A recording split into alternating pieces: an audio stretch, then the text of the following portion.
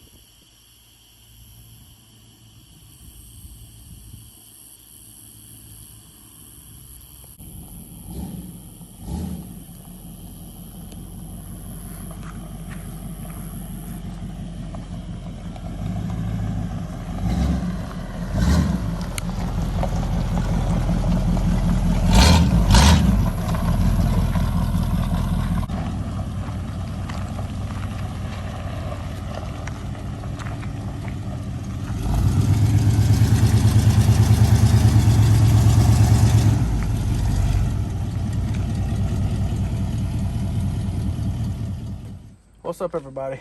We are back. We have fought, been beat and thrown around a little bit. The old K10 kicked us in the butt, as you can see. We finally got the seats in. We got this brand new vinyl, Auto Care Incorporated.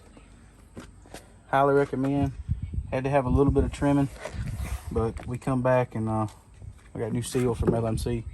So we put this thing in, trimmed it out, This is a seat out of 2017 LTZ. Like we told y'all, we were gonna get some better pictures. This is your stock slides that come out of the original truck seat. We just used square tubing, and that's a 14 gauge tubing. It's a 1 inch on the back and a 1.5 up front. Reason being, it gives it just a little bit of slope, so your seat's not sitting exactly level. It kind of cups you a little bit. Like I say, these they fold down. We got to put our speaker back in. We just done some paint work inside. It's not perfect by no means, but we got rid of the white, and we're gonna leave a little bit of white up here on the dash and the pillars, just to remember what it used to look like.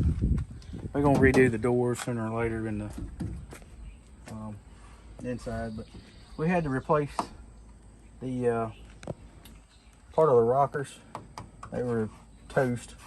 We ordered those from LMC and just cut what was bad out instead of replacing the entire thing. And then where I kind of blended it back up, I just used fiberglass. So we're gonna sand all this in, get it ready to paint, and that way you won't be able to tell much about it. But you can check them seats out and see what you think. This guy here's got him a cup holder now, fold down cup holder. It's one of the best perks when you're driving one of these things. They tend to kind of get skidways with you a little bit, so you gotta have somewhere to put your ice cold coat. Come take a look at the other side.